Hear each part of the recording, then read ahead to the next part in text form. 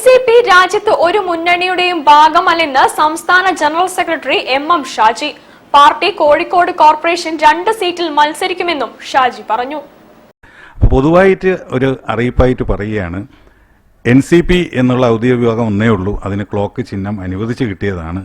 അത് ശ്രീ അജിത് പവാർജിയുടെ നേതൃത്വത്തിൽ ഇന്ത്യയിൽ മുന്നേറുന്ന എൻസിപി എന്നുള്ള വിഭാഗമാണ്. മറ്റത് ശരത് പവാർ വിഭാഗമായി പിരിഞ്ഞതുകൊണ്ടും അവർക്ക് ആ പേരോ ചിഹ്നമോ തെരഞ്ഞെടുപ്പ് കമ്മീഷൻ അംഗീകരിക്കാത്തതുകൊണ്ടും അവർക്ക് കിട്ടിയിട്ടുള്ളത് എൻസിപി SP എന്നുള്ള പേരും നമ്മുടെ ചിഹ്നം കാഹളമോതുന്ന മനുഷ്യൻ എന്നുള്ള ചിഹ്നമാണ്.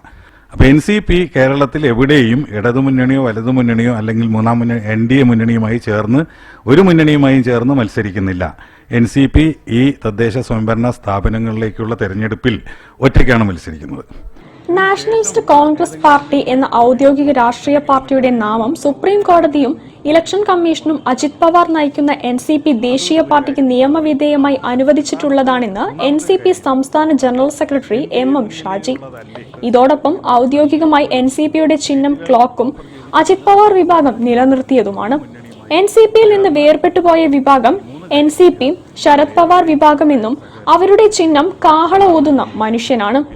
എൻസിപി ഔദ്യോഗിക വിഭാഗം എൻസിപി എന്നും മറുഭാഗം എൻസിപി SP എന്നുമാണ് തിരിച്ചറിയുക എന്ന് ഷാജി വിശദീകരിച്ചു.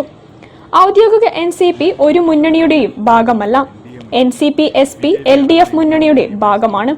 എൻസിപി ഔദ്യോഗിക വിഭാഗം കോഴിക്കോട് കോർപ്പറേഷനിൽ 2 സ്ഥാനാർത്ഥികളെ ക്ലോക്ക് ചിഹ്നത്തിൽ PP രാജേഷ് ചേവായൂർ വാർഡ് 21-ലും P റോഷൻ ബാബു മൊകവൂർ വാർഡ് 5-ലും മത്സരിപ്പിക്കുന്നതായും അറിയിച്ചു.